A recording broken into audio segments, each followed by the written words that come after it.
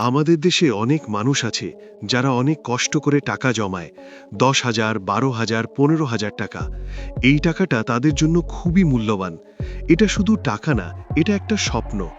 একটা ভালো ফোন মানে শুধু কথা বলা না, এটা অনলাইন ক্লাস, কাজ শেখা, ফ্রিল্যান্সিং, একটা নতুন ভবিষ্যতের শুরু। তাই আজকের ভিডিওতে আমি দেখাবো 15,000 টাকার মধ্যে সেরা 5টি স্মার্টফোন, যেগুলো কিনলে আপনি হতাশ হবেন না। তাহলে চলুন শুরু করা যাক। আর হ্যাঁ, এই ভিডিওতে যতগুলো ফোন দেখানো হবে সবগুলো লিংক ডিসক্রিপশন বক্সে থাকবে। 5 নম্বরে আছে ইনফিনিক্স স্মার্ট 8। যাদের বাজেট একদম সীমিত তাদের জন্য এই ফোনটি ভালো একটি অপশন। বড় ডিসপ্লে, ভালো ব্যাটারি ব্যাকআপ, সাধারণ ব্যবহারে স্মুথ পারফরম্যান্স। তবে হেভি গেমিংয়ের জন্য এটি উপযুক্ত নয়। 4 নম্বরে আছে আইটেল P55। যারা দৈনন্দিন ব্যবহার ও ডিসেন্ট পারফরম্যান্স, সুন্দর ডিজাইন, বাজেটের মধ্যে ভালো অপশন। এই দামে এটি সত্যিই ভালো একটি ডিভাইস।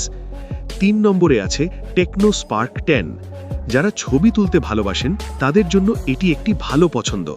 ভালো ক্যামেরা, ডিসেন্ট পারফরম্যান্স, আকর্ষণীয় ডিজাইন। বিশেষ করে স্টুডেন্টসদের জন্য এটি উপযুক্ত।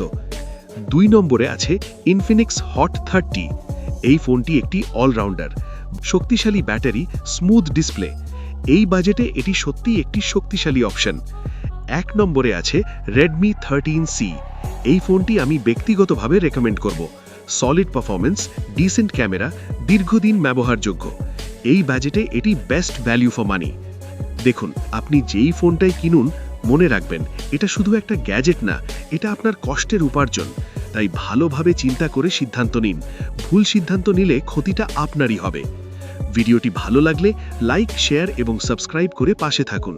আমি নিয়মিত আপনাদের জন্য এমন অনেস্ট টেক ভিডিও নিয়ে আসব।